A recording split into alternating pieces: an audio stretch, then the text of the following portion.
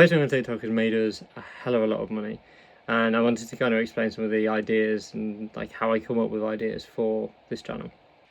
I want to talk about TikTok ideation, which is something that I found myself struggling with to start with, but it's actually a process that I find relatively easy now.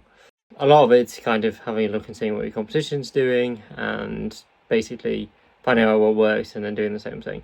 You're looking for stuff that like people are getting 5 times their subscriber count in views on a video. That's kind of normally what qualifies as a trending piece. The other things to kind of like keep an eye out of what your market enjoys watching. Like we do really well when we do stuff around lead scraping, lead gen, stuff like that, as we're able to kind of like really get to like the bottom of people's problems and stuff like that, and normally we get quite a few clients from that. In fact, you might be one of them. But yeah, basically we make the most of that and kind of just being aware of what's going on in the news. TikTok is one of the most lucrative things you can do to capture your audience. We very simply keep an eye on what's going on in the news because the relevant stuff always does well on TikTok. Like one of my best performing videos ever is when ChatGPT 4.0 came out and had internet access, and all of a sudden you could scrape leads using it, and like it blew people away. I've released that same video again and it's got like 900 views, where I think it's on 18,000 views. So like relevance is also an element to consider, but it's mainly kind of addressing what is a pain point of your audience, making sure to kind of just go through that and engage with it.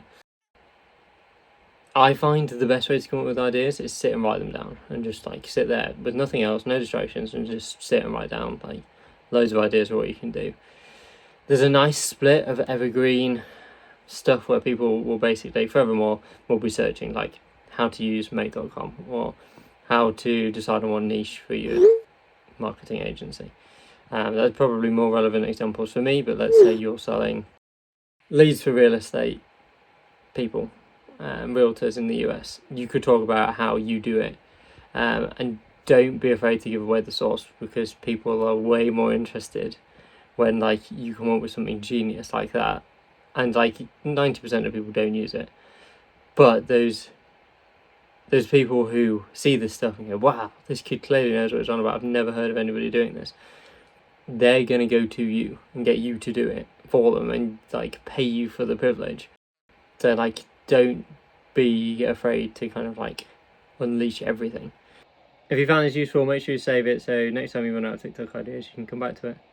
And also they think you're going to gatekeep stuff, which like some people do, but if you gatekeep stuff, and whether or not you gatekeep stuff or not, they will assume that you are like, if this person's posting this on TikTok, what else does he know?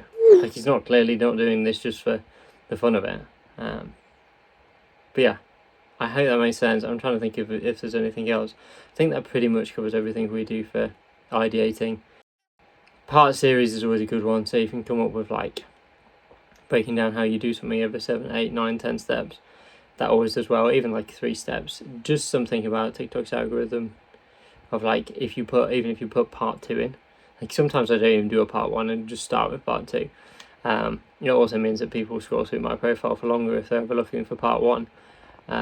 It's just a little bit sneaky and dishonest, but never mind. If it works, it works. Yeah, if you've got any questions about how to come up with ideas and stuff like that for TikTok or other content, then just let me know and I'm happy to kind of come up with some. Thank you so much for watching.